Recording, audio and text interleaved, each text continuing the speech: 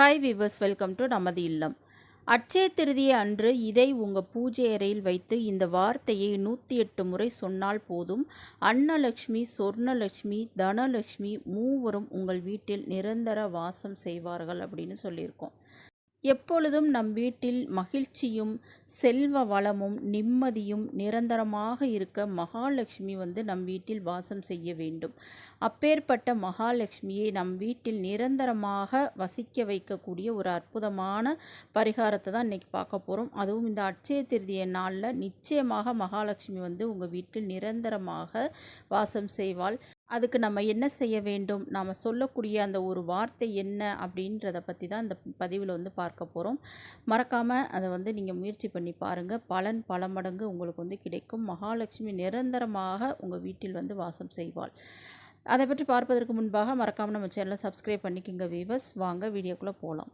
இந்த அட்சய திருதியை அன்னைக்கு அன்னபூரணி தாயும் சொர்ண தேவியும் அந்த தனலக்ஷ்மியும் நம் வீட்டில் நிரந்தரமாக தங்கி நமக்கு அருள் புரிவதற்கு ஒரு அற்புதமான பரிகாரத்தை தான் பார்க்க போகிறோம். இதை நீங்கள் செய்தாலே போதும். ஒரு சின்ன எளிய பூஜை தான். இதை செஞ்சு வச்சுட்டா லக்ஷ்மி தேவி நிரந்தரமாக உங்கள் வீட்டிலேயே தங்கி விடுவாள். அது எப்படி பண்ணுறது என்னன்றதை நம்ம பார்க்கலாம்.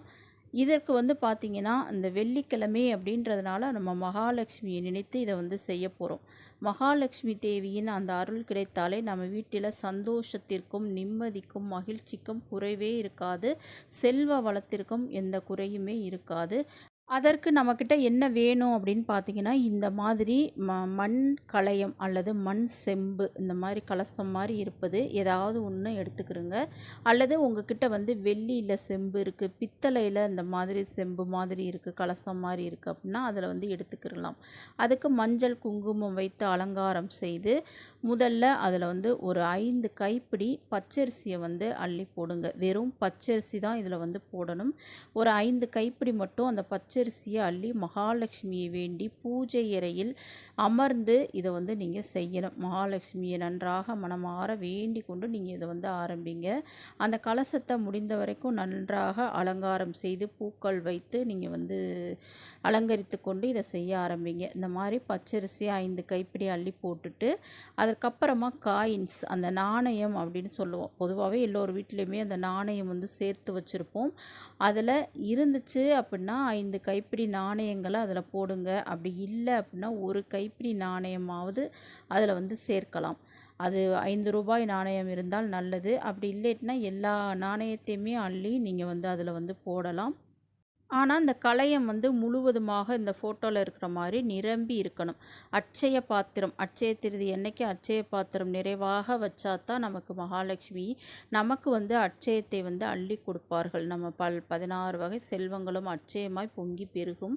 அதனால் இந்த கலயத்தின் நிறைவாக அந்த காயின்ஸை போடுங்க. இப்போது உங்கள்கிட்ட காயின்ஸ் அவ்வளவா இல்லை அப்படின்னா பச்சரிசியை அந்த அளவுக்கு போட்டுட்டு மேலே நிறைவான அந்த காயின்ஸ் நிறையிற மாதிரி நீங்கள் இருக்கிற காயின்ஸை போட்டுருங்க. ஆனால் அந்த கலயம் நிறைவாக இருக்க வேண்டும். மேலே அந்த காயின்ஸ் தெரியணும். இந்த மாதிரி போட்டுட்டு உங்ககிட்ட இருக்கக்கூடிய ஏதாவது தங்கத்திலான பொருள், அது செயின், நெக்லஸ் அல்லது சின்ன தோடு, மோதிரம் எதுவாக வேணாலும் இருக்கலாம். அதை கண்டிப்பாக நீங்கள் அதில் வைக்கணும்.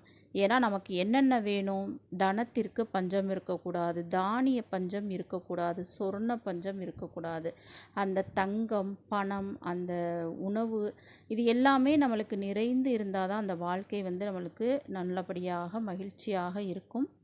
இப்போது தங்கத்தில் எங்ககிட்ட ஒரு குண்டுமணி அளவுக்கு கூட எதுவுமே இல்லை அப்படின்றவங்களுக்காக ஒரு பேப்பரில் சொர்ணம் அப்படின்னு எழுதி அதில் மேலாப்பில் வச்சுருங்க. அதனால் ஒன்றும் தவறு கிடையாது. நம்ம அடுத்த வருடத்திற்குள் உங்ககிட்ட அள்ள குறையாத தங்கத்தை மகாலட்சுமி கொண்டு சேர்ப்பாள். இப்போது இந்த கலசத்திற்குள் அந்த தங்கத்தைலாம் வச்சுட்டு நீங்கள் அலங்காரம் செய்யுங்க. நன்றாக பூக்கள், மலர்கள், வாசனை மிக்க மலர்கள் போடுங்க. அது இந்த மல்லிகையாக இருந்தால் சிறப்பு, அல்லது தாமரை இந்த மாதிரி அதில் வச்சுட்டு, இல்லை அதில் வைக்க இடம் இல்லைன்னா அந்த கலசத்திற்கு முன்பு வச்சுருங்க. அந்த செம்பு ஒரு பிளேட் மேலே இருக்கணும், வெறும் தரையில் வைக்காதீங்க. இந்த மாதிரிலாம் செஞ்சுட்டு நீங்கள் வந்து மகாலட்சுமியை நன்றாக வணங்குங்கள். வணங்கிவிட்டு அந்த கலசத்திற்குள் ஒரு 2 ஏலக்காய், கொஞ்சம் பச்சை கற்பூரம் இதை வந்து அதில் சேர்த்துருங்க. இது எல்லாமே மகாலட்சுமிக்கு உகந்த பொருட்கள். இந்த மாதிரி நம்ம செய்வதன் மூலம் நம்ம வீட்டில் எண்ணற்ற செல்வ வளம் வந்து பெருகும், அட்சயமாக பெருகும். அதுவும் இந்த அட்சய திருதி அன்னைக்கு நம்ம வந்து இதை வந்து பூஜை அறையில் வச்சு நம்ம மகாலட்சுமியை வழிபடுறதுனால நிச்சயமாக உங்கள் வீட்டில் இந்த 3 பொருட்களுக்கும் என்றைக்கும் குறைவில்லாமல் நிறைந்து இருக்கும். லக்ஷ்மி தேவியின் வாசமும் அந்த வீட்டில் வந்து கண்டிப்பாக இருக்கும். இப்போ அந்த சொல்லக்கூடிய வார்த்தை நம்ம வந்து சொன்னோம். அது என்ன வார்த்தை அப்படின்றத பார்க்கலாம். இந்த வார்த்தையை வந்து நீங்கள் வந்து ஒரு 108 முறை கண்டிப்பாக சொல்லணும். இந்த கலசத்தை வச்சுட்டு கண்களை மூடி மகாலட்சுமியை மனதில் நினைத்து, ஓம் தன தானிய லக்ஷ்மியே வசி வசி வசிய நமக அப்படின்றத நம்ம வந்து சொல்லணும். ஓம் தனதானிய லக்ஷ்மியே வசி வசி வசிய நமக அப்படின்னு 108 முறை கண்டிப்பாக சொல்லுங்கள். சொல்லிவிட்டு அந்த கலசத்திற்கு தீப தூப ஆராதனைகள் காண்பித்து நல்ல ஒரு மணமான சாம்பிராணி, ஊதுபத்தி இதெல்லாம் வந்து வைங்க. இந்த மாதிரி மட்டும் நீங்கள் இந்த அட்சய திருதி அன்னைக்கு உங்கள் வீட்டில் பண்ணிட்டீங்க அப்படின்னா நிச்சயமாக இது வந்து உங்களுக்கு வந்து அட்சயமாக பெருகும். அதில் இருக்கக்கூடிய பொருட்கள் அனைத்துமே உங்கள் வீட்டில் என்றைக்குமே நிறைந்து இருக்கும். அதற்கு வந்து குறைவே இருக்காது. நம்மளுக்கு வாழ்க்கைக்கு தேவையான முக்கியமான 3 என்ன அப்படின்னு பார்த்தீங்கன்னா, அந்த உணவுக்கு நம்மளுக்கு தட்டுப்பாடு இருக்கக்கூடாது, பணத்திற்கு தட்டுப்பாடு இருக்கக்கூடாது. அதே போல் தான் இந்த நகை இருந்துச்சுன்னா நம்மளுக்கு வந்து ரொம்ப ரொம்ப நல்லது. அந்த மாதிரி இது எல்லாமே இருந்தாலே நம்மளுக்கு அந்த மகிழ்ச்சியான வாழ்வு, நிம்மதியான வாழ்வு கண்டிப்பாக இருக்கும். இப்போ அந்த மந்திரத்தை சொல்லி இந்த கலசத்தை வந்து நீங்கள் வந்து வணங்கி விட்டு தீப தூபங்கள் காண்பித்து அது வந்து அன்றைக்கு முழுவதும் அங்கே இருக்கட்டும். உங்கள் பூஜை அறையிலே இருந்தால்தான் அந்த பொருட்கள் யாவும் அட்சயமாக உங்கள் வீட்டில் வந்து பொழியும்.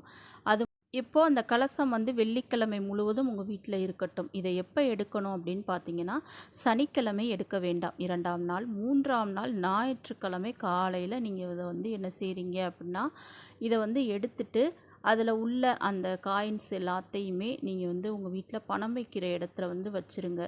இந்த பச்சரிசியை வந்து நீங்கள் வந்து ஏதாவது சர்க்கரை பொங்கல் மாதிரி செய்து நீங்கள் வந்து உணவாக எடுத்துக்கொள்ளலாம். அப்படி இல்லைன்னா நீங்கள் அந்த அரிசி வைக்கக்கூடிய இடத்துலையே அந்த அரிசியை வந்து திரும்பி வச்சுருங்க. அதுவும் வந்து உங்களுக்கு என்றென்றும் பெருகி கொண்டே போகும். இந்த மாதிரி நீங்கள் கண்டிப்பாக முயற்சி பண்ணி பாருங்கள். நிச்சயமாக உங்கள் வீட்டில் அந்த சொர்ணலக்ஷ்மி, தனலக்ஷ்மி, அன்னபூரணி தாய் அனைவரும் நிரந்தரமாக உங்கள் வீட்டில் வசிக்க ஆரம்பித்து விடுவார்கள். நிரந்தரமாக தங்கி உங்களுக்கு வந்து அந்த லக்ஷ்மி கடாட்சத்தை வாரி வழங்குவார்கள். கண்டிப்பாக முயற்சி பண்ணி பாருங்கள். மறக்காமல் நம்ம சேனலை சப்ஸ்கிரைப் பண்ணிக்கோங்க. தேங்க்யூ.